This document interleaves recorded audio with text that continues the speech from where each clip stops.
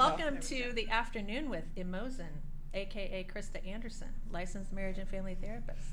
And I have some special people with me today. I've got Jayla.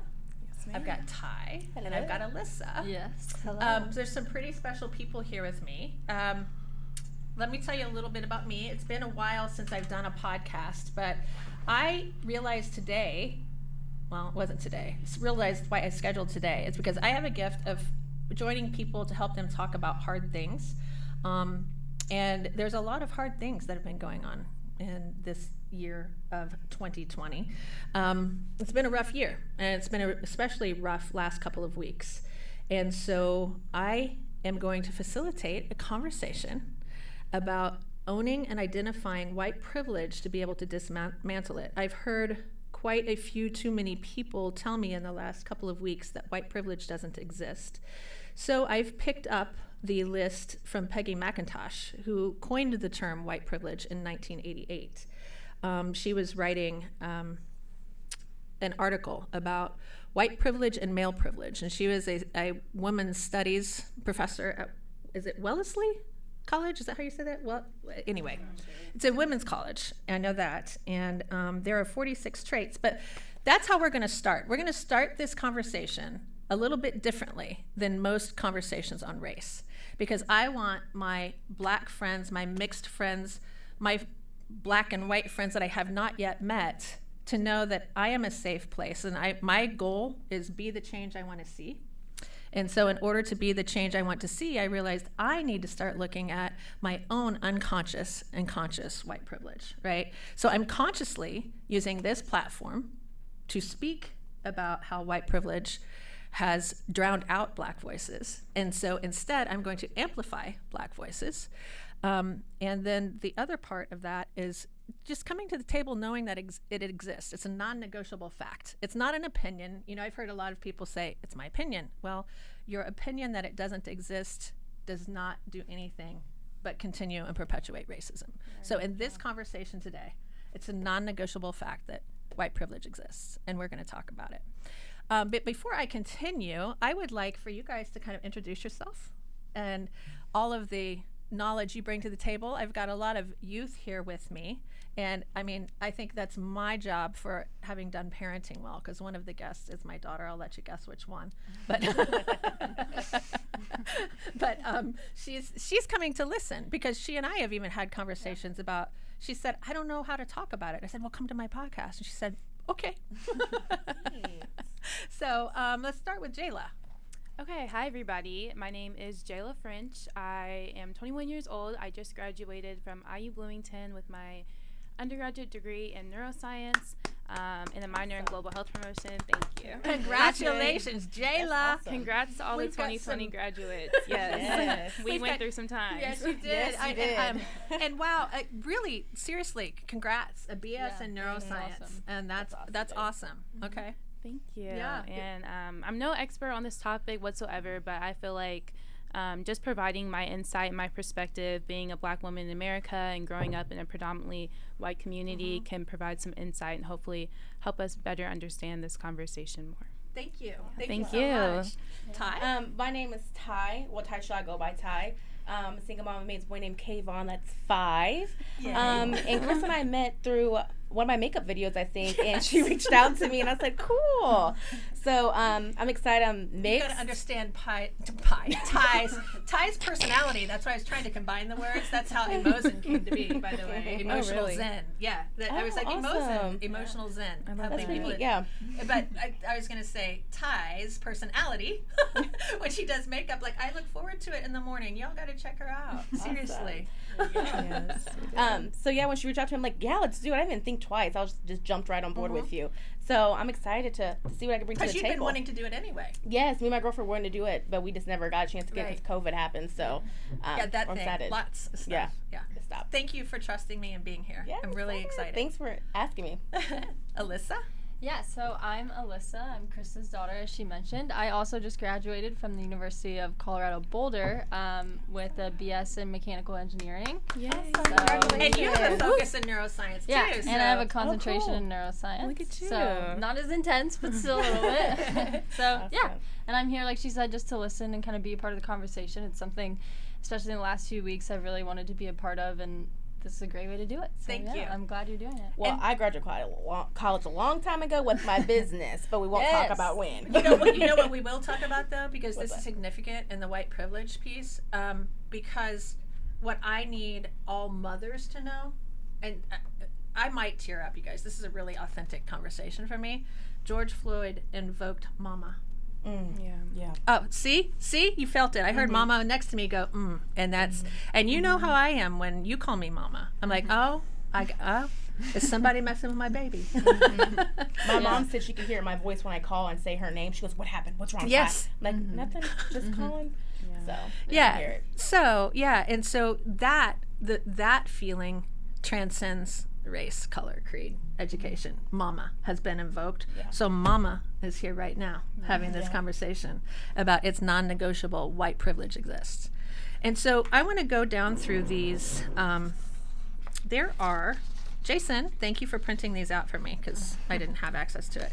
I'm going to go through. My pleasure. My pleasure. There I am. There you are. There he is. There are 46 traits that Peggy McIntosh listed in 1988.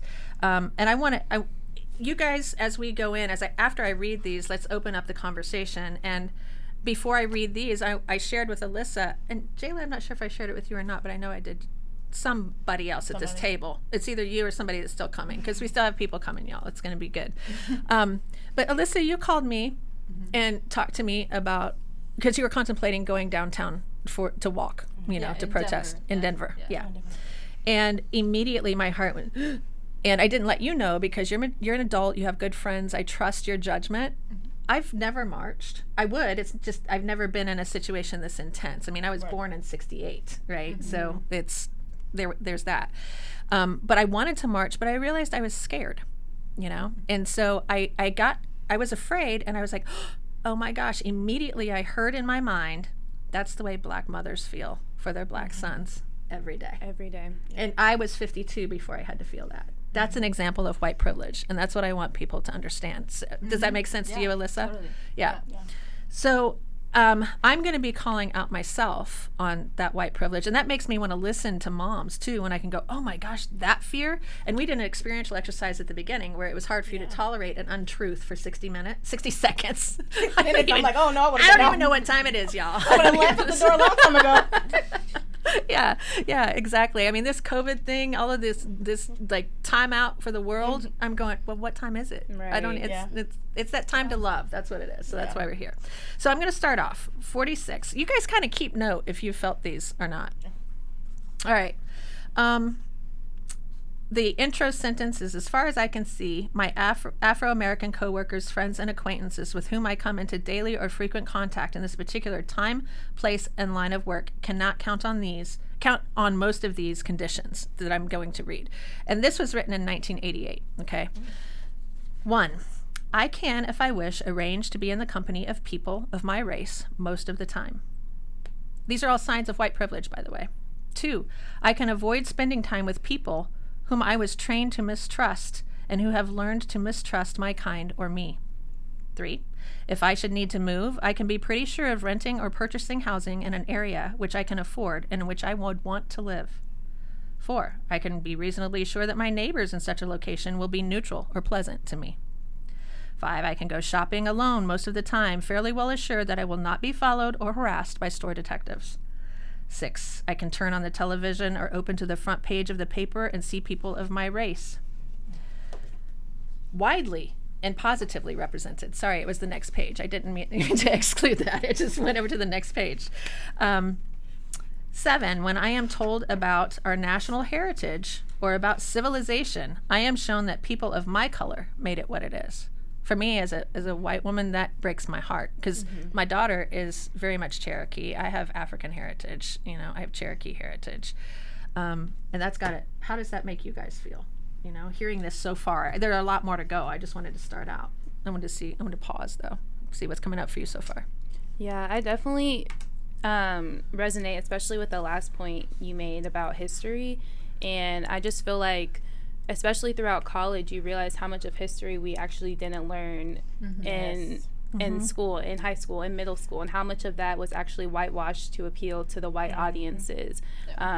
So I actually had to go back and do a lot of my own research on what my history actually was, because it wasn't always just, the peaceful protests like MLK. And although we recognize and appreciate the value of that, but that's not only, what was going on during that time period. There was also, violent protests. And I think that's why with all this going on right now, people aren't understanding, well, it was peaceful once back then, like it can be peaceful again, not recognizing the depth of the depth of the fight. And how many bad were there to get the good they showed in the books or wherever. Exactly.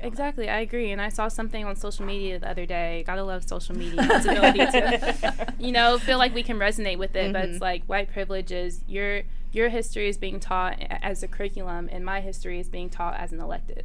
Yes. And I was like, wow, because I really feel like I didn't get a full encompassing picture of what my history was in high school and in middle school in these classes. So I definitely agree with that point about education. I feel like that's something that can definitely, be fixed, I guess. I really heard what you just said about my culture is being taught as the curriculum. Yours is being taught as an elective.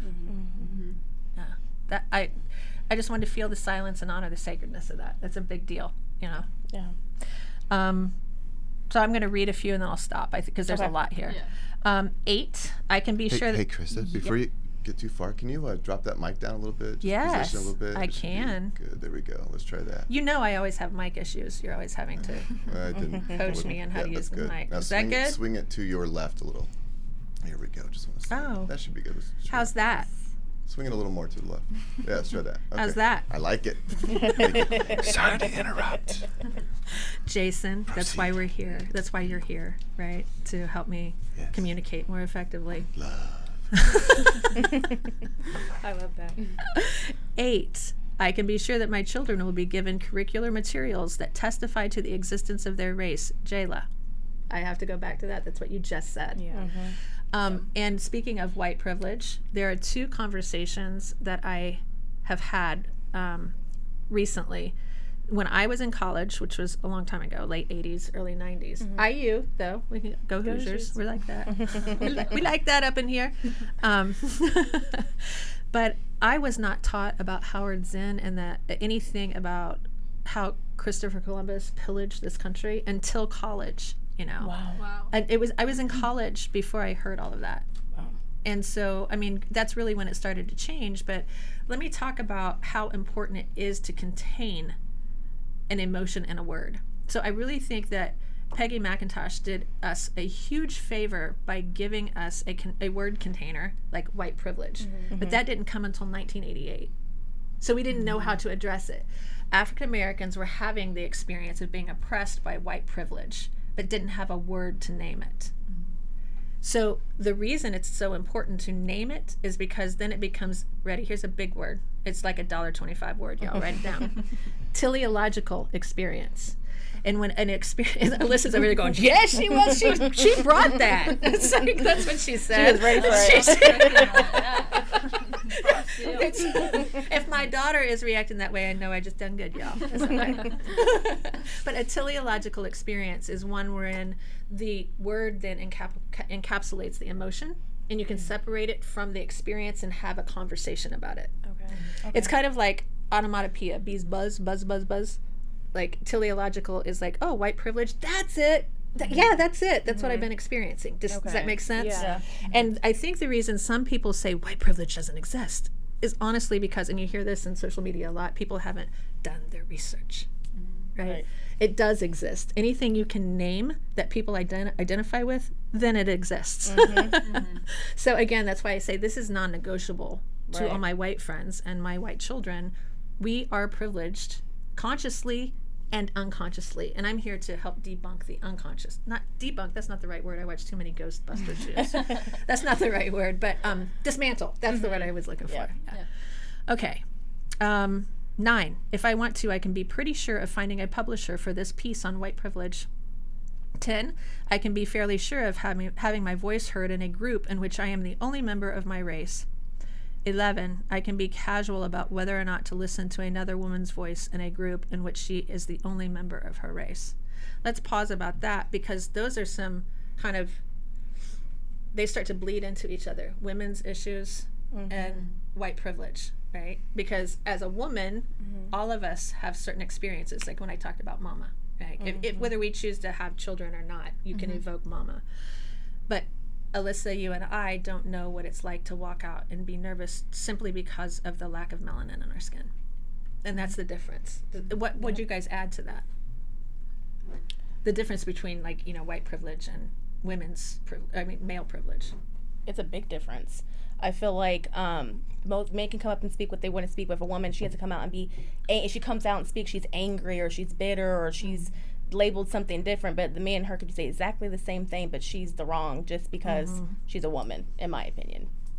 And how would you line that up with, like, a conversation about white privilege coming in? Like, let's say you're in a room of white women that see you as mixed or black. Does that make sense? How would white privilege, like, on top of that, male privilege, you know, how would that kind of compound things? How does that compound things sometimes? Am I asking that question okay? I feel like I'm being kind of... Yeah. I feel okay. like And either of you can answer to that. Yes, because I could tell that I was putting you on the spot. I'm sorry about that. That is not my role. Yeah, well, I feel like in this situation, I think of kind of one of my jobs I had on campus at IU. I was a Women's Rising Ambassador, so basically what we did was spread awareness about the wage gap and wage inequity. And something we talk about is just intersectionality and how the intersection of your different identities can, you know, have you, or can basically, like, you have a greater wage penalty if you're a woman and you're black versus if you're a male. That's happened to me personally. Really? When my first job, it was me and my girlfriend, 16, working at KFC. She's white, red hair, and there's me. I'm mixed. Most people don't realize that makes them think I'm Mexican or whatever. But same thing. I had a little bit more of background than her, and she got paid 25 cents more than me, and they couldn't tell me why. I was like, well, why is it we can't discuss our pay here? And they were going to write me up for keep bringing it up. I'm thinking, like, why is it that she's getting paid, this one's been here a year and a half, I don't know what they called them, I can't remember, but difference, and she's getting paid more, and we're 16, this person's like 20, 21. But I got in trouble for bringing it up so many times. But I'll never forget that. Wow. I will never forget that. But we had the exact same thing. I was a little older than her. I had a history before her. And yeah, she got paid more than me. I was shocked. It was crazy. So crazy. Yeah, so that's a lot what we try to get people to realize. Like, we compare it to white men because, you know, historically they experience the most privilege and the least oppression in our society. So just by being a woman, you may make 80 cents per every dollar, but by being a black woman, you only make 76 cents per every dollar. And then by being a Native American woman, you maybe only make 69 cents per every dollar. So I think it's important to address this intersectionality and how when you walk into a room, you know, they may see more than just your gender. They see your race. They see, you know, the way you wear your hair, and all those things, you know, contribute to the stereotypes that people play in their mind, sometimes not even knowing that they're making these, you know, unconscious biases. And those are things you have to consider. Like, I'm always very intentional about, you know, the way I present myself in certain spaces, because I know this is how people are seeing me. I know this is how people are identifying me. So it's just the fact that I, you know, have to be a lot more intentional than, you know, maybe my white counterparts when coming into these, like, especially like professional spaces. You know, we talk about that a lot, and how we need to wear our hair a certain way just to be considered professional, and how it grows out of our head is considered, you know, it's not neat, it's not, you know, groomed, when that's how my hair grows, you know. I can't control that. So just being intentional about things like that I feel like other people really don't have to think about is an example of privilege. That just made me think of our other friend Jordan, good friend from high school, and she visited me out in Boulder, and we were going to Walgreens, like a block away from my house, and we were checking out, and, like, you know, like, do you want this receipt? Like, you're about to throw it away, and she's like, oh yeah, I'll take it. And I was like, why did, like, you bought like a pack of gum or like something silly? And she was like, yeah, I'm just like tired of people asking me, like, did you buy that? And it just like was like, like, I didn't even think of that. Like, I'm always like, no, that's okay, like, have a good day, like, I don't need that. And then that was the first, like, one of the first times I realized, like, okay, yeah, like, this is every day. Like, you don't, there's a clear difference. Yeah, I mean, Yeah. And so then we talked about that for a while, but yeah. Thank you. That's so funny. That's happened to us before. Yeah. When we were at the store, me and my mom, and they were just kind of like, so we bought. So we're like, we did buy, but I didn't get my receipt. Right. We had to go through this whole thing where it's rescan the bag, go to that cat. Like, y'all are doing the most. We've been an extra 10 minutes. Can we just go? Right. Yeah. But See, yeah, it this happens. is what these are the conversations that need to happen. I mean, to the point of Jordan not getting, Jordan saying, yeah, I want that receipt. Yeah. Or you having to realize you have to behave a certain way with all white people versus if you're mixed in a mixed group or just with, African Americans. Right. And for me, it's like I have the ability to listen to understand. I mean, I'm trained to do that, but I think I'm pretty good at that too. I know my daughter's over here shaking her head, so I'm kind of looking to her for validation for that. I mean, not all the time. Not all the time, I'm sure. I mean, y'all don't live with me. I know I'm really irritating sometimes. She can nod to that too. But I'm a really good back tickler and hairbrusher, and I can braid, so I'm good. But I'm going back to like that piece of knowing how to listen. Oh man, that literally my heart hurts, but to have these conversations, to know all those extra little details that you have to deal with during your day just to, I don't know, make it through without losing it. I'm really impressed, and we don't even know that. I mean, I felt my blood pressure rise as you guys were sharing those stories. Yeah. But if we don't listen as white people or ask questions, I mean, that becomes normal to you. What becomes normal we don't even see as an issue. So that goes back to what I know in my training as a family therapist regarding conversation. There are just some, again, non-negotiable rules you have to have, and one is you can only deal with one issue at a time.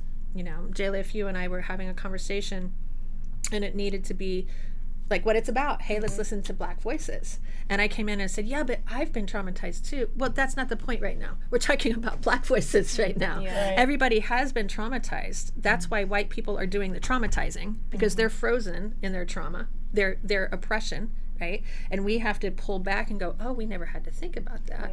One of the things, Ty, that you said to me that I thought was very forgiving and graceful is that you said, yeah, but a lot of that is because you just don't know. If you don't live with people, right? Which is the whole segregation, desegregation. Like, if it's forced, do people really listen?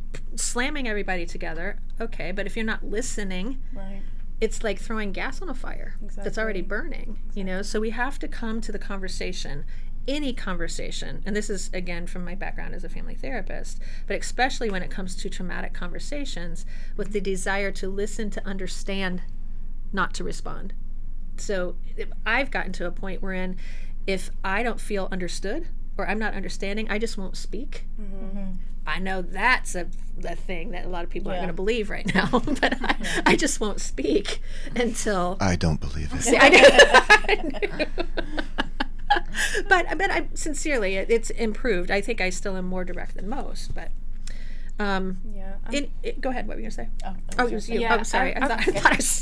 I can't tell. Yeah, you can't tell where the voices are coming from. Around everybody. But yeah, I'm really glad you brought up that point about listening to understand, because I feel like a lot of times when I'm having these conversations, just trying to educate my white peers, friends even, a lot of times they feel so defensive and even blamed when we're talking about white privilege. That's why I'm glad you as a white woman are moderating this conversation, because the intention is never to make anyone feel blamed. I'm just trying to share with you my perspective, and I feel like sometimes that's received a lot better. Like, sometimes that's not received well just because of the color of my skin. And just because they think that I'm trying to blame them, I'm just trying to educate you on my perspective. And they get so defensive and like, oh, that's not true, that they're not actually listening to what I'm saying. So I'm really glad you brought up listening to understand rather than just to respond. Thank you. I mean, they're and Alissa, that's what I appreciate about your maturity today. You're like, I really don't have a lot to say. I'm like, no, that's good. But if there's a question that comes up, you'll have the ability to ask it, and of someone you're friends with. They played soccer together. Yeah, okay, cool. We've been friends for a long time. Freshman year of high school. All right. Is there anything that you want to address before I go read the rest? My goal in this hour and a half, depending on how long it goes, is to make sure I get through all of these, and because I think they stimulate conversation. And Jason, do you have a link up there by any chance? It's from the National Seed Project on inclusive curriculum. I thought I saw you posting up there the 46 points that I was reading. You don't have to follow me, but I just want to kind of throw that link out there. I mean, it's not the link. It's just the. I'm full screen now with There. it there. So I had. Okay. It's just the PDF. So Yeah, I that's don't- it. Okay. Well, I just wanted to tell people where they could find it. You can Google Peggy McIntosh, and it's for the National Seed Project on Inclusive Curriculum. So there's that. And who do I see? It's my brother Nathan. Y'all, Nathan is here. We all came at the same time. Yeah. Yes. Hi. I ran into Oh, them, welcome. Welcome. Where'd you like Nathan to sit? Oh, hi, Aryanna and Charles are here too. So I'm on the Can Yeah, Nathan open, sit here? Yeah, any opens. If you we've go. got everyone here, then everyone just fill the seats. Hi. Or do we got So we got one more seat. so additional? Is everyone going to be on camera? Right. Okay. Is Well, this we can switch in and out. I think. Yeah, I Is can. that okay? okay? Yeah, do you want me I- to go out? Hi there. Yeah, listen, maybe Yeah. you slide out since you Cool. half the show go. with you. Thank you, Jay. You betcha. Hi, Charles. So our other half of our conversation joined. So Nathan literally is my brother. Literally. Literally is my brother. And he, by the way, is who has helped me learn to communicate, y'all. So let's give Nathan a hand, because I'm not over here hitting the rock or throwing shoes at people or calling anybody any names. It's thanks to Nathan. But he also has such a heart of grace. We were cohorts in grad school.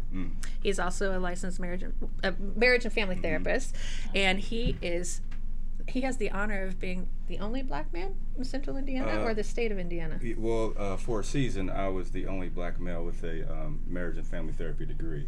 I'm a pastoral counselor. All right, Chris, so, you're gonna have to slide that mic over to him. So he's Oh. gotta, Oh, yeah. There you go. We should so- know better. Yes. Try, keep it. So yeah, for a while I was the only one, and I was trying to find others in the community, and I would go to my colleagues and say, "Can you tell me some other African American males that have a marriage and family therapy degree?" And they would say, "You, Nathan," and I'm like, "Are you serious?" In the whole state. So for a while, So it's not that way anymore. no. So Okay. now we have, and it's grown, but I would try to tell people the unique experience of sitting in the room with people and being the first and working with black and white people through trauma and things of that nature. But I just didn't realize as a black male, I was hearing different things and I had a different perspective of how to approach it. So, but it's been quite the journey. Thank you for introducing that. And go ahead and introduce yourselves too, Aryanna and Charles, and then I'll catch you up where we were and we'll continue. Well, my name is Aryanna Averhart. I have no idea where to look. I think right there. Miss Krista has just been an awesome part of my life. We've met a few times. I did a session with you. I think 2 sessions. Yeah, we did And spiritual stuff. It was not traditional therapy Definitely work. It not. was, yeah. But it worked way better. We did emotion work. See? Emotion's way better. Yeah, definitely. And she invited me here to speak. I'm multiracial, so multi yeah, racial. like my mom's Native American, Mexican, and white, and my dad's black. And I recently just moved back here from Alabama because I moved there to learn about my culture. Yeah. I didn't really get it growing up, so You were just talking about that. Yeah. They were talking about white privilege growing up in Fishers, Indiana before you got here. I mean, I don't know what I should say, but I was raised to not see color, and I didn't know that. I mean, it helped me. I love diversity because of that, but Right. I didn't see myself, Wow. if that makes sense. Yeah. So it's something that I've learned recently. I'm so glad you're here. You're one of the first people I thought of when I'm thinking of youthful, fresh voices. Yeah. So, and your friend Charles is here. And it's my pleasure Krista, to you meet you. gotta work that Very nice to meet microphone. It's my pleasure to meet you for the first time. Thank you, Jason. Sorry, it'll get better. So, my name is Charles Barron. I'm Aryanna's significant other. I grew up in Fishers as well. Actually, right around the corner from her, and thank God we didn't meet before we did, because it wouldn't have worked out so well, but on both sides. But, so I was connected to Krista. That's like through a her. different podcast, y'all. You didn't know that. Yeah, sorry, I throw stuff in. No, no, I you're say fine. we are all good here. We're all happy and good. What I've been doing, Nathan, you'll appreciate that. I threw out the word teleological for $1.25 earlier. And I said that I really believe, my hypothesis is that a lot of people are not yet able to talk about white privilege because the term was just coined. Move in on that microphone, Krista, and move it down a little bit. The term was just coined. I want people to hear you. In 1988. Move the mic down. By Peggy McIntosh. Yes. And she wrote her it's now, I'm sorry, she wrote it when she was at Wellesley College. Is that how you say that, Wellesley? I don't know how to say things. Alissa usually corrects me. I read a lot, and therefore I don't know how to pronounce words. I say them in my head. Anyway, Wellesley College. I know it's a popular college. Sorry for those of you who might be laughing at my licensed marriage and family therapy degree not being able to pronounce a college, but let's just be real. Let's keep it real all day long, right? That's all we can do. But she listed 46 traits of white privilege. We've already gone over this page. And so I've been reading, I'm down here on number 11, and I've been reading 5 or 6 sentences and then stopping, and we've been processing from the vantage point of white privilege, because first of all, you have to name an emotion, an experience, to be able to tame it. There are 2 things when it comes to healing trauma. You have to name it to tame it, hashtag, right? And then you have to feel it to heal it, hashtag. Like and that. it's kind of rhymey. That's a book right there. Right. But I was inspired by that. Actually, it's Dr. Dan Siegel. He's an internationally known neuroscientist from UCLA. These little smarty pants around here have all been doing some wonderful work. We got some neuroscience gurus in this room. That's why I'm saying that. You're sitting right next to one. Yes. So, when you can name the experience, your brain can actually start to heal the trauma. This isn't just for this conversation about white privilege, we're going to do this. When I say it's a fact and it's non-negotiable, I mean it, because not having a term for white privilege for black people until 1988, when a white woman coined it, how are y'all going to talk about it? Yeah. And then that I use the term teleological, then it becomes a teleological experience, and you can contain the pain of that experience, or the joy, or the happiness, or the numinosity of it in that word. So the word contains the pain. I like how Jesus did it. When he met a spirit, he would call it look at him bringing it up. by its There we go. name, right? Yes, The power yes. of calling it by its name, then it has to show up. Yes. And you can take authority over Get it. that microphone over there. Can we Can we share right here? this one? Oh, Or is yeah. it too far for you?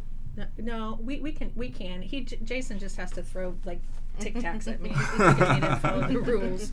This isn't new. Between the two of you, if you're talking, pull that microphone over to They you. got a brother-sister thing going on. So they used to them, y'all. So, are you guys okay with me starting with number 11 here? And all right. I can be casual about whether or not to listen. Oh, I just read this, but let me read it again since I started. I can be casual about whether or not to listen to another woman's voice in a group in which she is the only member of her race. 12, I can go into a bookshop and count on finding the writing of my race represented, into a supermarket and find the staple foods that fit with my cultural traditions, into a hairdresser's shop and find someone who can deal with my hair. Whether I use checks, credit cards, or cash, I can count on my skin color to not work against the appearance that I am financially reliable. Who did that? We need to talk about that. What was that reaction about? That was my reaction, talking to countless entrepreneurs that are African American and what they have to go through to get financing. Even with this, the amount of money that was released because of what's going on, they said that 90% of African Americans did not get any money for their businesses. 90%. 90%. It's an atrocity. And so white wealth is constantly accumulated, and it's a subconscious thing that people just assume that if you're white, I'll, in the midst of counseling sometimes, white males will tell me, I just blew, $3 million, and I went to the bank and got another $10 million, or I asked my father-in-law for $500,000, and I'm sitting there like, that's That's a lot of zeros. But I'm processing and helping them with their pain while at the same time knowing how different the narratives are when it comes to African Americans. And so they talk about how black women with the same credit that are great business women, they don't get loans at the same as their white counterparts, and they'll have better credit than their white counterparts. So that just is amazing and stands out to me. That is really amazing to me. and I heard that, if you guys want me to stop, I know Nathan well enough, and that well enough, and we our cohorts, like I said, from our grad school, we went to Christian Theological Seminary, and one of the reasons I need to do this, and Nathan and I have talked about this a lot, as a therapist, I cannot help my black clients if I can't address my own white privilege. And a lot of white therapists are out there not even acknowledging it. Yeah. Asking the question, should I acknowledge it? Yeah. Right. I forgot. Right. Thank you for clarifying that. That's why I need him here. Yeah. Because that's a big difference. Yeah. Well- Should I even acknowledge it? I have to speak to this point. When she became my sister, was a time, I always tell this story, I actually wrote about it in a book, in my book, talking about fear, but we were in the midst of going back to our alumni, Christian Theological Seminary. We're sitting around a table on a panel, and they asked the question, like, how do you deal with, or should you deal with, racism when it pops up in the room? And I'm sitting there like, excuse me, in my head, just to let you know, what the fuck should we address, right? Hey, watch this. So how do we deal with mental illness when it comes in the room? I mean, we're clinicians, right? Right. And I know that with the white females that were around me, if I was a male and I said to white females, hey, when a narcissist, chauvinistic male comes in, should I deal with that? Or should I deflect? They would have ate me alive. Right. But yet they sit there. So watch this. When that question was asked, I was paralyzed. And I was so angry I didn't know what to do. Because as black people, we're trying to make sure we're not that angry black man, right? So I was sitting there, I was trying to get the voice to say something. And all of a sudden I hear this like rumbling to the left of me, this moving around the chair and this grunting, and I'm like, what's going on? I look over, and sure enough, my dear sister Krista, she was like, you damn Skippy, you say something? Yeah, you say something. And I was like, yeah, you say something. We say something, but if she did not do that in that moment, right, I couldn't have found my words, and I was arrested and paralyzed. But that is the reaction of a family member. She heard, do you speak up and say something when one of your family members is being oppressed by someone and they're mentally ill? Do you do something about that? So she's my sister. That is the response of when you think these people are your family. If they're not your family, you don't care. It's like, I don't know, we deflect, or we think about fear, or something, But no, not Krista. She was. It's called righteous indignation. It's being angry at the right thing, right? And so she stood up and said something and gave power to me. And I will never forget that, because there's other people of color, there's all kinds of people in the room, but that day, this was my sister. She stood up and said something. So, yeah, I will never forget that. Well, and the reason that I said something, that experiential exercise we did at the beginning, Jayla and Ty and I did a truth exercise, and we can go through it again. You guys are spared for it. It's only 60 seconds, and I'm like, y'all can do anything for 60 seconds. They're like going, I'm like, suck it up. We got this. You can do it. You can do it. But in any event, yeah, I couldn't sit. I was so out of alignment with just that question. I was incredibly out of alignment with that question, because these people are put there to heal. And it goes back, though, to what I was talking about. White people are so blind to their own trauma that they haven't even unfrozen enough to hear black people's pain, because they can't even feel their own. I'm not saying it's okay. Right. No, you're right. What I'm saying is that they're completely frozen. One of the things, one of the first black males, one of the first black males dealing with issues of black and white people, it started to become clear to me, a lot of black people aren't in the room dealing with white people's pain. So white people don't get to hear what's wrong with them. Mm-hmm. They're constantly hearing what's wrong with us. Mm-hmm. They don't hear that arrested development. When you're white and you're being taught racism, it's traumatizing. So we deal with post-traumatic slave disorder, ours, but not post-traumatic slave master disorder. Mm-hmm. That if you have fear and anxiety growing up, it paralyzes you, and you're a little kid. Mm-hmm. And so when you hear things, you're like, that's bad, I'm not talking about that. That's not positive. That's bad. We not talk about that. That's too much. It's too. You'll have somebody that is a doctor, lawyer, and all of a sudden when you talk about racism, they can't understand or comprehend and know what you're talking about. So you have this intelligent person that turns into like a 4-year-old all of a sudden, and they're just like, I don't know what you're talking about. It's too much. I don't understand. That's just negative. I don't want any negativity. I hear that a lot. I'm like, it's not negative. It's a fact. And that's spiritual bypassing, because you're bringing that up. If you don't address that, so creation happens in the dark. It doesn't happen in the light. Light is a reward for learning to turn your own self on in the dark.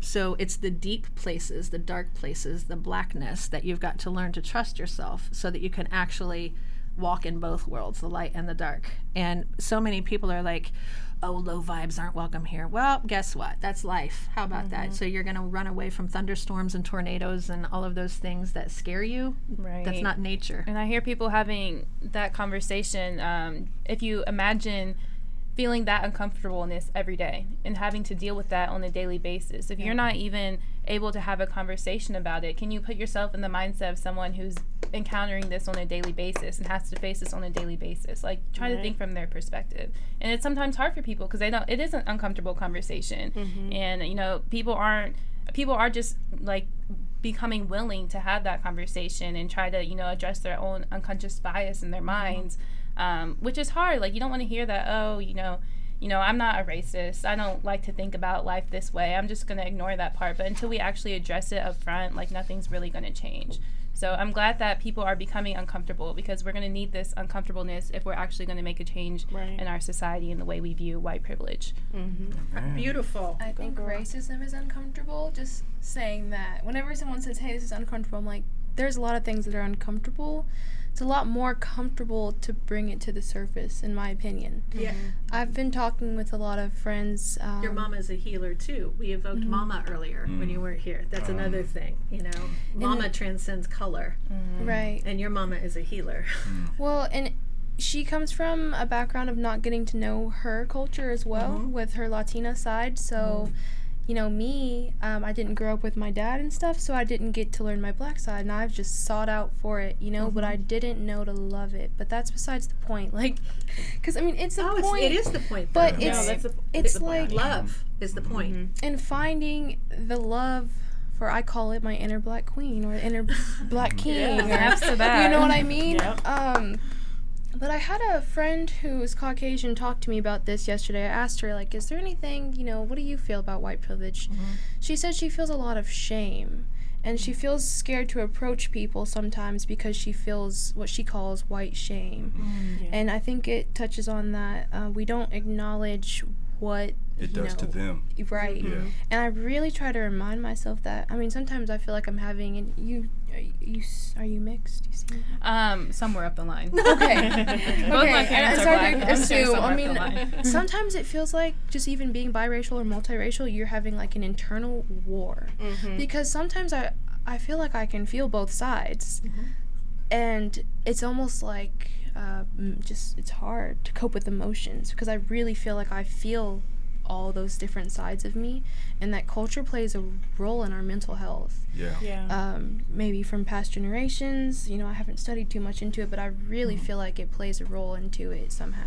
When you can't tell your story, you can't own it. Right. It's about that narrative, you know, that teleological experience, being able to put emotion, being able to contain your emotion with appropriate words. I'll give you an example of how important, like, words are. I've been working with a couple, and she was talking about white, black. It's not the issue. The point is how important words are, and being understood, right? And there is trauma involved. But she was talking about wanting to be pursued by her husband, and what she really wanted was to be a priority. When someone pursues, but for me, let me tell you, as a woman, and this is, again, it transcends color. When someone pursues me, I feel stalked and threatened. I do not want to be pursued by my partner. I want to be loved and cherished and nurtured by my partner. And if you look up pursue, that's what it is. It means to stalk. And our words evoke intention. So we have to be intentional and mindful about how we speak. And because of where we are in the world today, I mean, all of this is unprecedented. And am I correct in I know it's in here, but I take notes as I'm thinking and brainstorming. This is the biggest racial uprising since 1968. Is that right? We can say that racial awareness. Yes, I like that better. There's never been a time since the 400 years. There's never been a time since this 400 years that this amount of white people have said that white supremacy is wrong. Okay. Never. That's it. Okay. So we've never seen anything like Thank this. you for aligning that appropriately. Yeah, and regarding white privilege, I really want white people to take this away from today, especially because of loving black people. Like, I know all my friends do, and I know I do, and I am just amazed when I say something about, oh, this is a very white privilege thread, or this reeks of white privilege. I find my white friends getting angry, and I'm like, oh, it's not, it's a fact. Facts are facts. They're not hostile or friendly. They're facts. Again, non-negotiable. And that's why I want to educate about white privilege, because if I come in here and I've got lipstick on my teeth and y'all don't tell me, I'm going to be smiling and my teeth are going to be red and I'm going to look pretty silly, right? But I'm blind to it. I can fix it if you tell me. It's like I'm not wanting to run around looking foolish, but when, like, I love my people enough that, and myself enough that I want to know where I'm making the mistake. Because when I say I love my people, I mean my kids, my white friends, my black friends. I mean, you're all family to me. And if I don't understand you, I'm doing something wrong when it comes to friendship, when it comes to family, right? And so that's how we heal trauma. And that's why I mentioned the couple thing, because in therapy, people are coming to heal trauma. All symptomatic mental health issues are a result of unprocessed grief and trauma. Every single one of them. So guess what that means, y'all? Every single human being has been traumatized and has some sort of mild mental illness.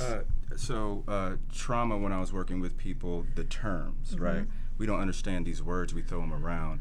Trauma is just a sudden, disturbing, or distressing experience. So when we say trauma, people associate it with like rape or bombs going off, and they don't realize, no, that one time your mother smacked you in the face when you went to ask for something has changed your life forever. So when women come and approach you, or if a woman is talking to you and you begin to shake, you have no idea that you're arrested developmentally at that point. And think about how many times we've been traumatized, especially as Americans. So yeah, we have no idea. Me and Krista know, we've never met anybody that hasn't been traumatized. We all have some type of traumatizing experiences. We just don't understand what it is. 100% true. Thank you for that clarification. Again, we have to understand what trauma is. And Lathan, thanks for clarifying that. What I want to finish up doing, I want to pass these around. I don't need to read them all. I've kind of divvied them up. Like, Aryanna, if you can read 21 through 25, if that's where, that's where we are. Okay. Oh, wait a second. No. 14 to 20, and then hand that to Jayla, and you can read like most of that page. Okay. Nathan, here's that. We can just divvy them up as we go. Let Ty and Charles, just kind of, here's a pen if you guys want to figure out where to stop. Okay. So, yeah, go ahead. Okay. 14. I could arrange to protect our young children most of the time from people who might not like them. I did not have to educate our children to be aware of systematic racism for their own daily physical protection. That's a big one we should touch back on later. Well, let's do that right now. I think that's good to stop. We've got about 10 minutes until 3 o'clock, but I wanted to, tell you, before you guys got here, I was 52 before I had to feel my white privilege of not having to be afraid for my child's life when she was talking about going to protest in Denver. Right? And I was like, but immediately with awareness, I was like, whew. I know I've told that story before, but you guys weren't all here. And you said let's touch on it, so I wanted to touch on that. What came up for you? That's 15, but I'm going to read 16 because it actually goes with it. Okay. So 16 is, I can be pretty sure that my children's teachers and employers will tolerate them if they fit school and workplace norms. My chief worries about them do not concern others' attitudes toward their race. So those two I feel like almost come together. It's something that sometimes stresses me out because I have a younger brother who's African American now going to school, and I was taught, I've always advocated for myself no matter what. And being of color in just different schools, even around Indiana, we're not all taught to advocate for ourselves. And it just, I'm not a mother, but it scares me for my own peers, my own siblings to go to school because I know that they can easily be overlooked or put into certain courses or just not respected the same way. And I don't know. I mean, what are your opinions on that? And I'm thankful for the school system I went to school in, but if I didn't know how to advocate for myself as fiercely as I did, and I mean, I was in that guidance counselor's office every day. Wow. You know what I mean? Then I don't think I would have had the same experience. Yeah, I mean, what do you guys think about that one? I just feel like that's a really good one to touch on because I also have 2 younger siblings who are white. How do we have the conversation all together? Yeah. Well, and that's what I'm hoping you take a little bit from today is acknowledge that white privilege exists, especially the unconscious bias, right, to that, because it's there.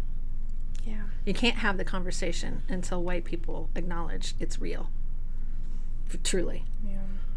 Because until they acknowledge the privilege and these kinds of things, you can't be heard, and you can't heal if you're never heard. I know just with my daughter, my wife is darker skinned and my daughter's darker skinned, and I'm lighter skinned and my son is lighter skinned. Growing up, people would think I was mixed because I have hazel eyes and I'm lighter skinned, and I'm not. And they'd be like, so which one of your parents is white? And I'm like, they ain't. And then if I was dating a white girl, they'd be like, oh. Right? Like, oh, I didn't know that, Nathan. Like, oh, that's what it is. I was a half mix, right? But the favoritism sometimes that I see, the colorism in my own community, that's ingrained. That if they're darker, they get paid less attention to sometimes, and I literally watch it happen. I hover around both of my children because I'm a therapist, and so it makes me slightly crazy. I know what's wrong with people, so I know that and the best way I try to give the example is if you have a child, and parents do this with their own children, they favor one over the other. So one, you just kind of want to achieve a little bit more, and you're mad if the other one does. You give the other one a little bit more resources, a little bit more attention, and it's subconscious. You don't even know you're doing it, right? And that's what happens to black people 1,000,000 times over. And white people they really just don't realize it, that they're clapping more, for the white person, or they're encouraged more. Or if the white person does better, they're excited about it, and the black person does better, they like it, but they're a little disgruntled. They would rather it be a white person. And so that we do this subconscious stuff, and we just don't know how often that we do it, and then how it affects an entire group of people. So I think that is so important. That's crucial. Because that conversation is exactly what I want to amplify. I'm so grateful that you guys trust this space. I wouldn't have been aware of that. I mean, I've heard friends talking before about, and Dr. Miller did a good job of this in grad school too, addressing even in the black community, how dark you are. Even what colorism in your own race. That's what you just said. But I'm listening to that, and that's something I was like, wow, I would have no idea. Like Ty, you said, a lot of this is because we just don't know. We're not around it, so we need to listen and educate, right? I got something. I'm mixed. I have a son. His father's black, so he's darker skinned. And then my brother's mixed as well, but his girlfriend's white. So they're lighter, blonde hair, blue eyes, dark hair, whatever. And we went to, I forgot where we were, but it was predominantly black people there. My brother and my 2 nephews stood out more than anybody. And there was these group of kids picking on my 2 nephews. And my son says, Mommy, they're being mean to P and Monk. That's what we call him, P and Monk. I said, well, tell him not to do it. So he goes up and he pushes his big kid. He goes, don't touch my brothers. And then my brothers, I said, how are we going to have these issues? Because they're not going to believe they're mixed. Because they're blonde hair, blue eyes. And they're calling like, oh, this little white kid. I'm thinking like, his dad's black too. Like, they're not going to see that because if your color's not dark, like people always think I'm Mexican. I'm like, no, I'm mixed. They're like, well, they always say, what are you? I'm like, well, I'm a woman. Like, what do you mean, what am I? They always say that. Like, what are you? Who's your mom? Who's your dad? They always get that. So that's one thing we were talking about too. Like, when they grow up, what's going to happen? Because, they are black, but they look like they're just white. Because, so. Yeah, that's okay, Kayvon, just go tell him what to do. And he just went, but just pushed him like, oh my God, Kayvon, don't do that again. And this kid was huge. I'm wow. Like he goes, don't touch my brothers like that again. I was like, okay, Kayvon, let's go, baby, let's go. I think he got the message across, didn't he? That's the way that works. Aryanna, thanks for highlighting that. Do you feel like there's more to say on that piece? Do you want to go to the next one? No, we can go ahead and get through some more so everyone can. Okay. Okay, so I can talk with my mouth full and not have people put this down to my color. I've never heard about that before, but I can swear or dress in secondhand clothes or not answer letters without having people attribute these choices to the bad morals, the poverty, or the illiteracy of my race. I can speak in public to a powerful male group without putting my race on trial. I can do well in a challenging situation without being called a credit to my race. Those are good. Look at that. Party foul. That is my. You can switch on silent if you want. Okay. Now it's the time of the show where we play. Okay. Jayla, please continue with that if you'd like. 21. I am never asked to speak for all the people of my racial group. Oh my goodness, this is something I just remember in schools. Anytime we talked about slavery or anything having to do with race, everyone just looks at you. They just look. All the white people look over and like, oh, well, what do you think of this? I'm like, I'm learning about this. I'm in 3rd grade. I'm learning about this just like you are. So I think that's something I definitely see in my day to day, especially just coming from college. You know, being the only African American in a white class. Like sometimes I would have to kind of scrutinize what I'm about to say because I'm like, I know that people will probably attribute whatever I say to all black people. And so I feel like that made me become more intentional in like the language I use, more intentional in, you know, the words I talked about in class and, you know, what I chose to speak on versus what I chose not to speak on. I feel like that's an unfair position because when a white person speaks up in class, you're like, oh, okay, that's just their opinion. Like, they're just one person. But if you're the only black person, you know, some people may attribute what you're saying to everyone in the race, which isn't fair at all, but it's just something that we've had to, you know, become accustomed with, I feel like. But yeah, I can move on. I just had hang on add just that one little second. tidbit. I want to add, Nathan, can you speak to your experience of having to put on, I'm saying this, I don't know that you would describe it this way, but when you were invited to speak at Harvard because of your book and how you had to be the white Nathan. That's my interpretation, but you had to, you were talking to me about how you have to dress differently, change, like it's what Jayla was just referring to. Do you mind sharing that experience? It's just the essence of being black and code shifting, knowing that that can save your life in certain situations, and that knowing that these people have been programmed that if you do this or do this, you're black and ignorant, and we don't have to pay attention to you. And but being able to be black and accepting who you are totally and being comfortable with that.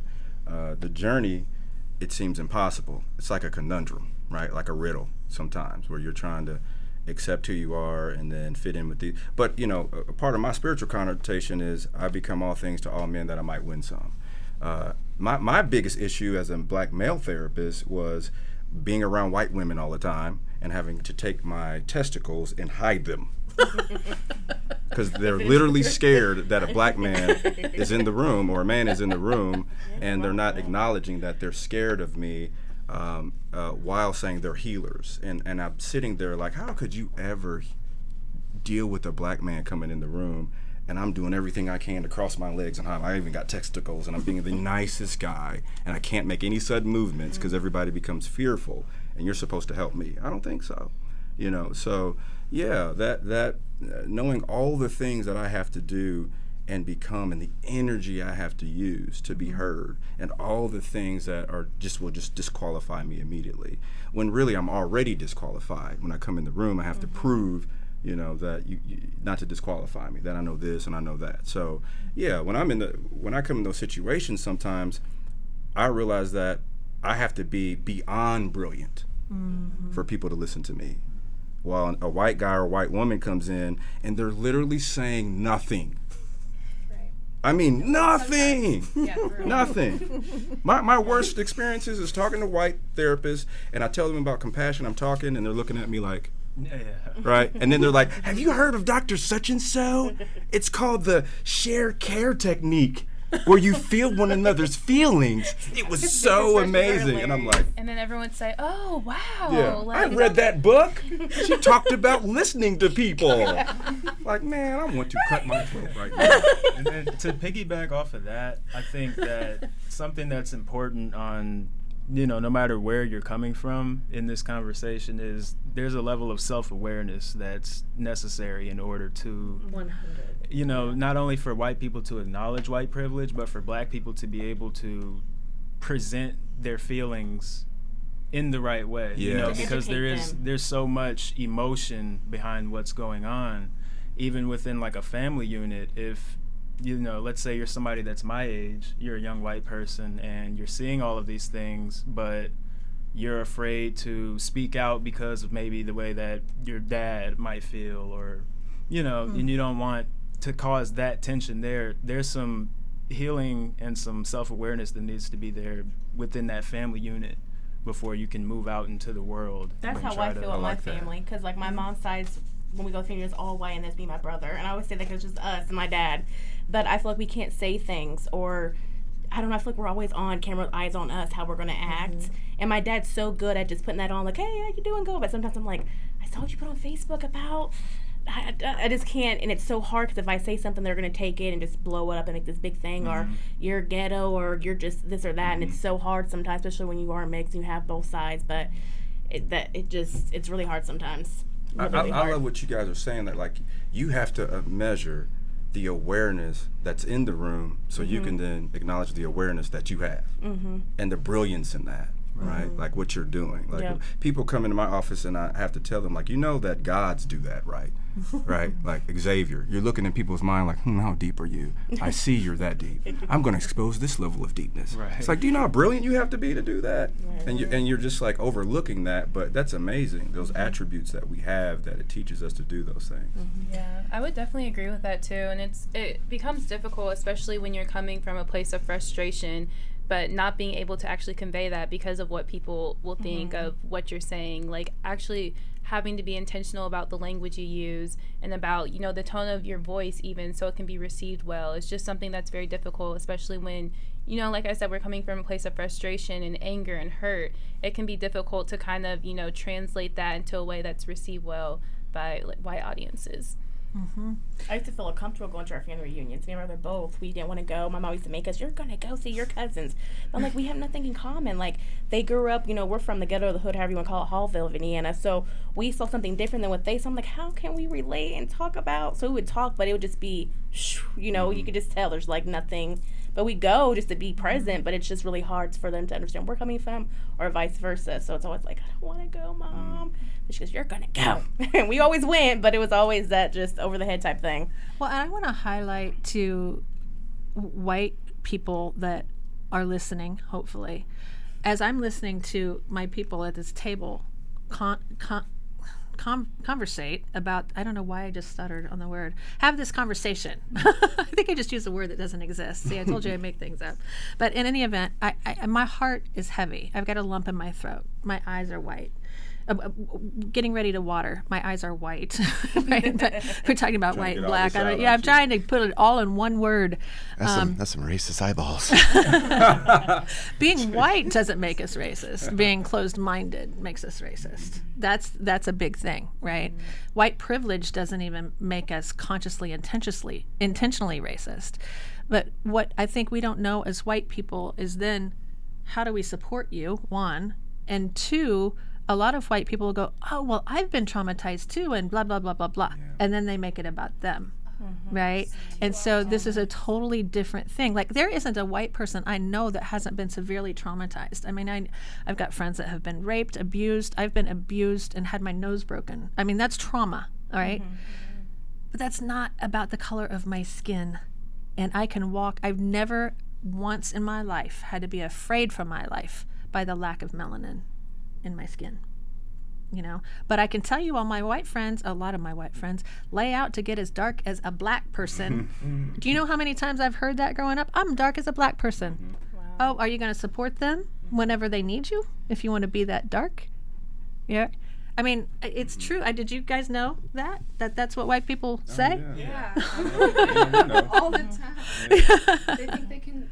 Not they. I don't want to. I like to. And I'm not trying to slam it. You know? I'm trying to say that's how I was raised. I'm sure I've said it too. I have a birthmark under my skin, under my arm right here, that is y'all's color, and I wanted to be that color when I grew up. And my mother said to me, "No, you don't. Then you'd be a black person." And I was like, "Right." Then I wouldn't have to lay out. Like, I was really excited about that. But I don't mean that as like. But that's the kind of closed-mindedness that I was raised with, right?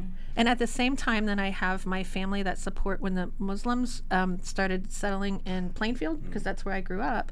They signed the petition for them to, like, be there. Right? They supported them being there. But then there were these comments about, well, you don't want to be black. Well, you don't want to be this or that. But let's support these people that are moving in. It's so confusing. And so we really have to follow our intuition a lot.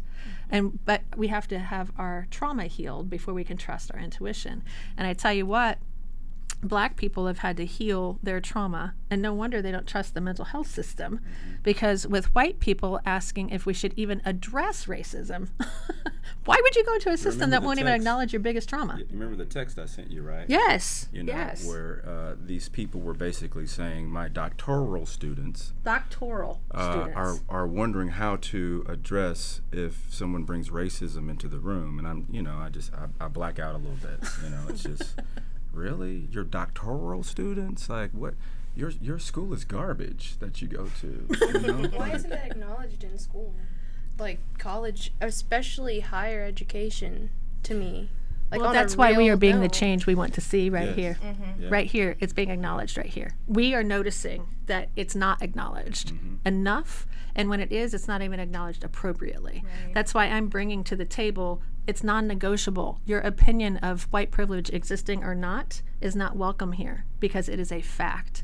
It's a non-negotiable fact that white privilege exists. And we can't have this conversation between races until white people understand that and look at themselves in the mirror. Can we give a hand clap to our dear sister? And let me tell you why, before we do it, let me tell you why. Because there have been people who have lost, white people who have lost friends, who have lost opportunities because they keep speaking up about it, and they've been relentless, and now all of a sudden everybody is, but you have people like Krista looking real crazy, being that white woman angry every time she saw white privilege, right? So hand clap. All right, my dear sister, thank you for standing up for us, because you know it's your job and it's white people's job to fix this.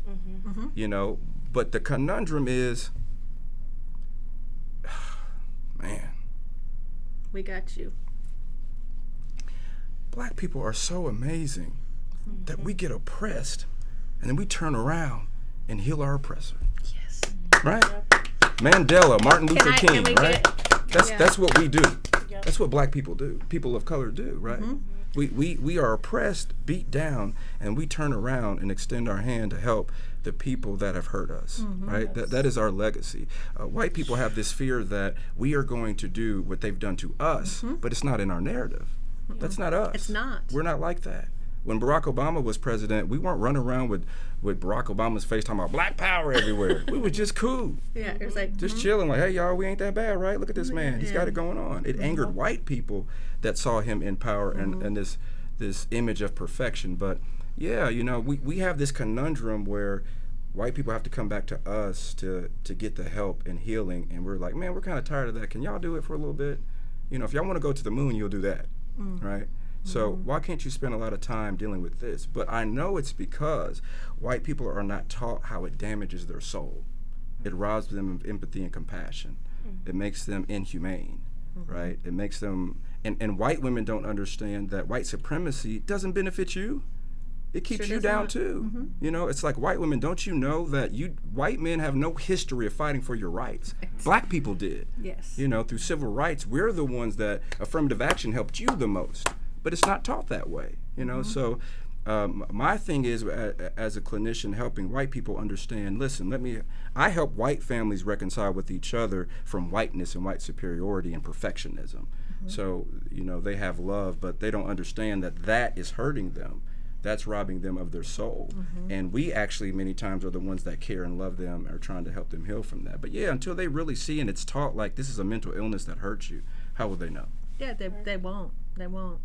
And I'm noticing, I'm going to make an executive decision here, noticing the time.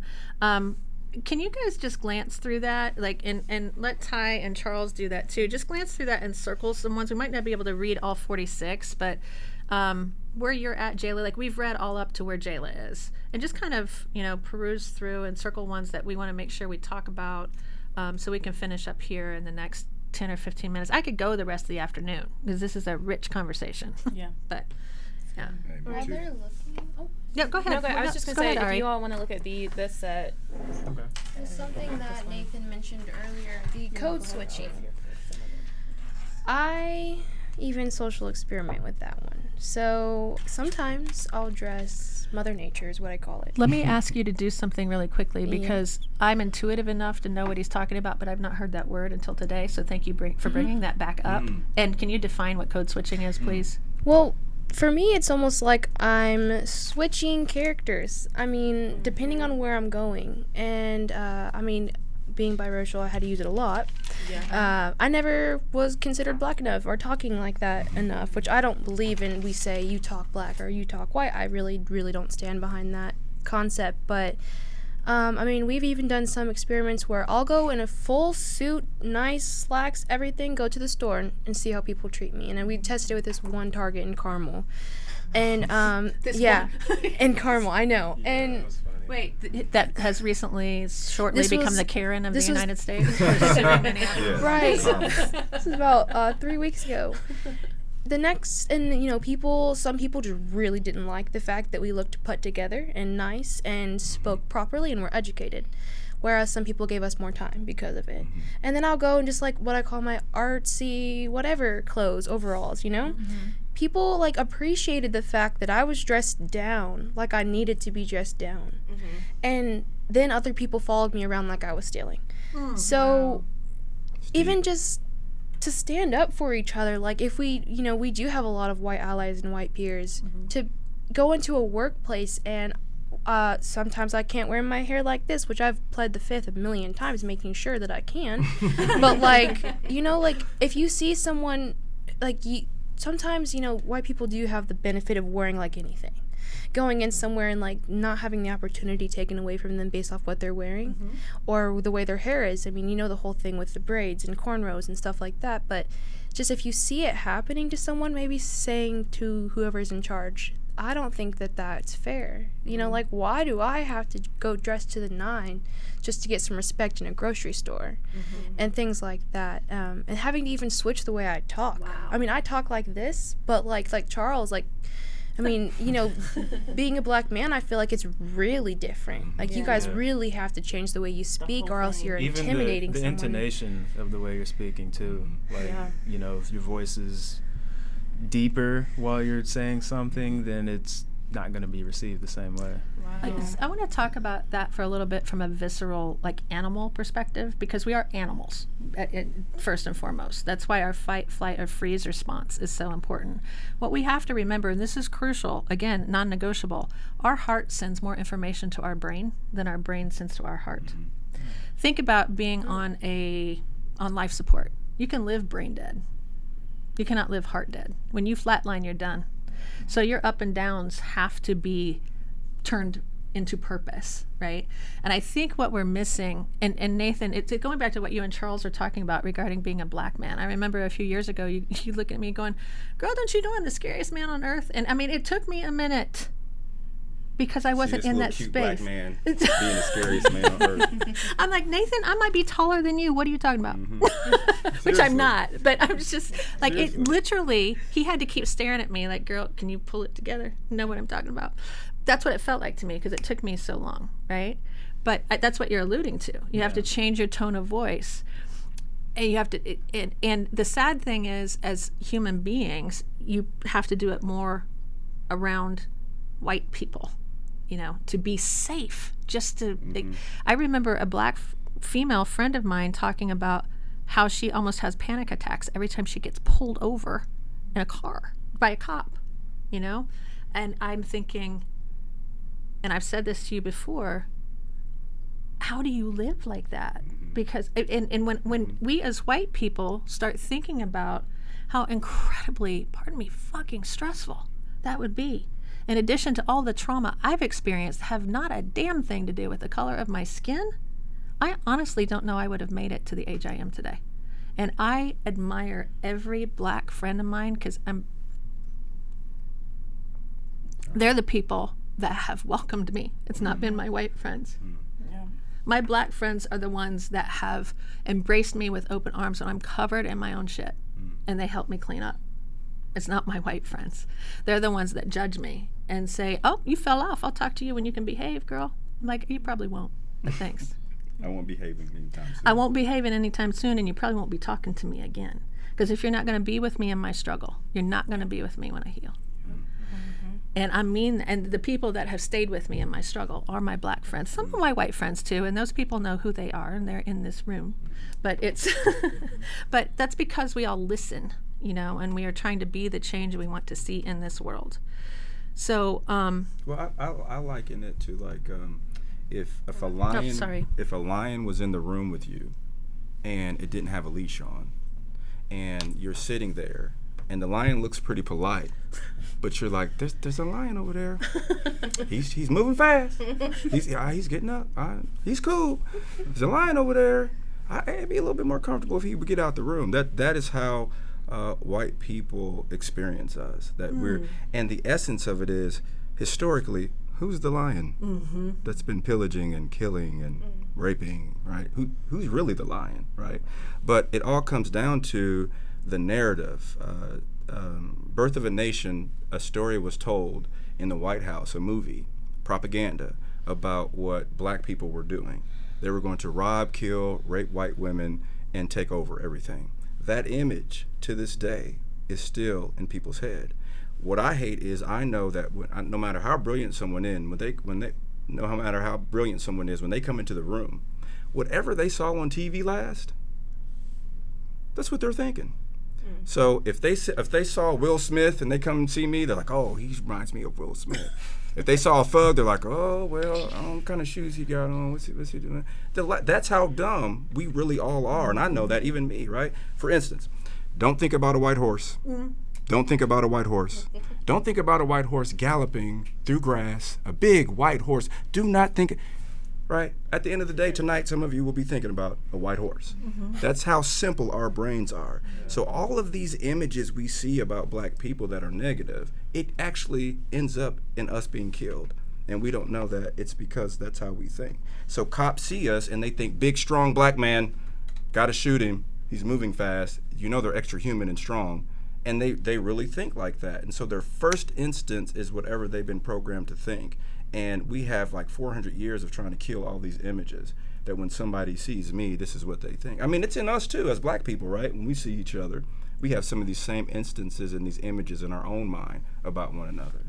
Well, and let me speak back to the animal part of that, right? Some of you guys know, some of you might not, but I had a really cool volunteer job thanks to my daughter, we went to visit wolves at Wolf Creek Habitat, and I volunteered and took care of actual wolves for about a year. And you go into the packs, and wolves are animals. Some are black, some are white, some are old, some are young, but they're wolves, and they don't really respond well to big bearded men. It doesn't matter what color the man is. Big bearded men are threatening to a wolf. And so men, as they go into the enclosures, because there are 3 packs of wolves you can be with, actual packs, and they're wonderful creatures, but you can't pretend you're okay around them if you're not, because they don't want to interact with you, right? So being a man comes with its own power, because Alissa, I'm speaking to my daughter who's right in front of me. She's a runner, and we used to go to some major track meets, and watching those sprinters, there's a different vibe on that track when those men get up there. And we're talking 16 to 18-year-old men. We're not even talking about grown men. But I can feel it as a female. Those alpha athletic males sprinting, Alyssa's over there going, It's like you can feel the ground thunder. The power. Yes. So, and every one of us has a daddy. What's it like when daddy says, hey, when dad comes in and yells? So I wanted to highlight again the fact that we are animals. White, black, Asian, Native American, Southern American. We're Southern American. What I meant is South America. Y'all, it's Saturday and I'm hot. Is that in here? Anyway, but the point is, we are animals, all of us, and we don't pay attention to the seriousness of our survival response, and most of us are walking around in survival mode instead of thrive mode. And what it looks like, so as I was teasing you earlier, as a white woman from the white privilege, I want to start winding this down, but this is what I want white people to start doing. Being self-reflective. I'm not saying like me, but being the change I want to see. I only have my example of what's been going through my mind. As I was teasing you earlier when I said, Nathan, I might be taller than you. What are you talking about? You're scary. And I was like, oh, but was that just a white girl overshadowing a black voice? Do you see what I'm saying? I was like, oh, wait, I need to check that out, because I was talking to you as my friend, right? Because I know you're not dangerous, but I'm sure you could be, but you're not going to hurt me. But you would stand in front of me, but I'll hit that damn rock too. I'll stand in front of it for you as well. Do you see what I'm saying? Well, let me say this yes. too. I think there's also a difference in personality, because there's fight, flight, and paralyzation. 100%. Well, a part of what you're talking about is, Krista, you're a fighter. when you get anxious, you fight. You don't run. So you would look at me like, he's kind of small, I might be able to take it. Okay? Or you just have a reaction to just yell and go. He's ready. You know what I mean? You stay ready. So. But what's that tell you about me as a therapist? Do you see what I'm saying? Oh yeah. But those responses, I think that the main point is, we are mostly programmed to fear us, right? That there's a white guy and a black guy, and our brain is just trained to fear the black guy no matter what he's doing. Like historically, you should never give your money to a white man. Historically, right? Just historically, just what white men will do with your money and what they're hiding, and the amount of money they can make. But it's programmed that the black man wants to rob you. We watch white men rob the nation of money all the time, right? It's like not a positive or negative thing, just historically, right? But we're programmed that black men are going to rob you. They're going to hit you over the side of the head, and then we'll totally turn our head to the economy that billions of dollars are raped all the time. But these are just things that we've been taught. And so, yes, as a little black man, I'm only 5'7", okay? You're taller than me. I am taller than you? Okay, well, I got sandals on. I'm 5'5". Okay. As a black man that is 5'7", every single day I watch myself strike fear in people's heart. Wow. Right? I can have my little jacket on, I'm looking sharp. You got your little hat on. Come on, looking good, okay? Watching people skirt. Wow. Look left and right, and watching people become nervous about me. Watching how different, if I have my daughter with me, I become a human, versus if not, then I'm up to no good. And so it is just something programmed that, we don't even know that that's happening, and it's just so, subconscious. Like when I'm with my dad, he's about your complexion. They'll treat. I'm sorry to touch you. I don't know, but when we go to the store, I'll see how they treat him, and if I go where my mom goes up, which my mom's white, it's a different vibe they give him, and I'm like. He knows it, but he's just so good. He's really good at not allowing people to. I'm like, how do you do that? He's like, just grow with it, baby. I'm like, okay. But he's really good. Or if he's on the phone talking to his friends, I can tell what friend he's talking to based off his, hey, it's Marcus, how you doing? I could just tell. He's not. I'm like, that's so you got to do that and just mask who you are on your voice, how you dress and all that. It's just really sad. It's so sad. I am so grateful for this time. Like I said, I'm noticing the time, and I want to start winding down because I want to leave everybody with some resources too. I just have a couple, but I want to start with the resources that I have and what I know to continue the conversation. And I mean, this is so new, having whites and blacks talk about it from the purpose of dismantling white privilege. We're highlighting black voices, but it's because white privilege is going to be identified and moved down, and how have you been made to feel because of that, right? So White Fragility is a book, and I apologize, I don't have the authors that are written that have written these, so please forgive me for that. It was in a quick note-taking process, but the titles of the books. White Fragility is a book that's been highly recommended for me to read. I have it on order. And Me and My White Supremacy is another book that I would recommend to read. Following black voices on the internet and socially, that's absolutely non-negotiable. Brig Feltus on Facebook is somebody that I follow. Allie Henney is another that I follow. They're black activists, and they really are straight to the point. Another thing I'm going to do in Being the Change I Want to See is I'm going to promote black business. And Andre the Beast Creighton is a trainer that I work with, and he goes all around with nutrition, working out. He's got a big history of being a successful athlete and bodybuilder himself. And so you guys check out Andre the Beast Creighton. He's got a podcast that's going to be coming up, but he also does personal training and nutrition and Indy. I was going to say Carmel, but I think he moved his office. It's on Keystone now. It might still be in Carmel, but I wanted to post that. Andre actually texted me about it. I don't know, a while back when Nathan, you mentioned like giving money away or something like that, and he texted me. He goes, "Tell Nathan to give me some, give some money to his friends. I need some." I got you. Let me see. He might have texted me too. I got something. Oh yeah, he sure did. He said, it's what he said. Ask him to share with his friends. I need some money. That's it. That's what it is. You, Andre, we are listening to you, my friend. We got you. And speak your truth. That's the last little bit of thing I want to make sure. And by speaking your truth, let's figure out what it feels like when you go against your truth. So I want to do a 60-second. Oh, 3:26. That's my birthday. That's affirmation. Sorry, I'm just looking at that time. Look at that. Right on time. And your mama's birthday is 3:27, and so is Renee's 3:27 right behind you. We got some Aries in the house. I'm just saying. But all right, so I want you guys to fill in this blank. I love blank. Okay, does that, you don't have to say it out loud. You don't have to do anything like that. But does everybody have what is in that blank? All right, so for 1 minute, this is going to feel uncomfortable, and I want to gently put my arms on all of your backs and say, suck it up, buttercups. We've got this for 60 seconds, okay? So close your eyes. Listen to my voice for the next 60 seconds, and I want you to say, I hate blank, whatever you put in. I know. That immediate reaction means you picked a good one. Keep going. You can do this for 40 more seconds. I hate. But I want you to feel the discomfort in your physical body when you're telling yourself something that is an outright lie. When you know it's not right, but you have to live as if it's your truth. Feel that. Feel it, smell it, taste it, touch it. See yourself making everyone believe the truth of I hate blank. We got 13 more seconds in this uncomfortable space, and then I will help you heal yourselves and realign.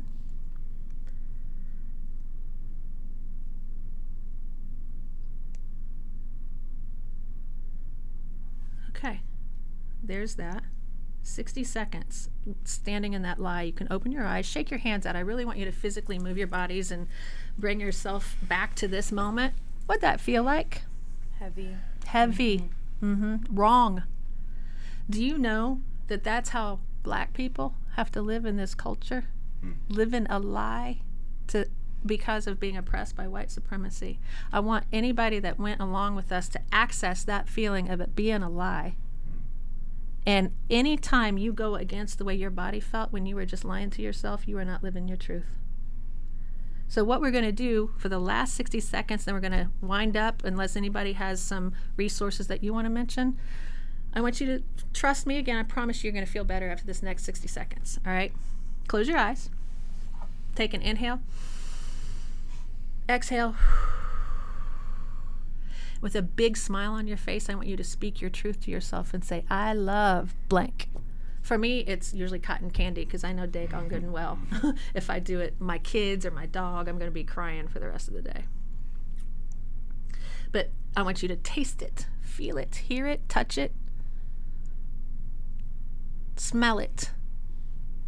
Love it. Love that truth. Stand in your truth. Know those two differences. You can practice that exercise every day and know what it feels like when you're aligned. This second experience is how I want you to walk out of here living your life, aligned in love and in truth. When you're ready to open your eyes, go ahead and do that, and hopefully we got you back aligned to feeling good. What was that like for y'all? Fulfilling? Peace. Mm-hmm. Refreshing. Yeah, definitely to come to terms with the truth. Yeah, right, yeah. Right. Yeah. How good it feels when you can go, oh, okay, this is where I belong. Yeah. Right, and that's what I'm wanting to evoke with these conversations of, oh, this is where we belong. We are one, and I promise you, I said this to you, Nathan. I've said it to other Black male friends of mine. I will commit to kneeling next to you guys until we can all stand arm in arm together.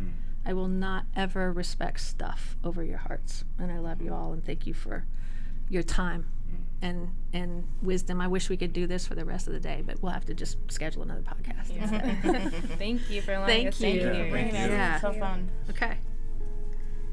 Thank you, Jason.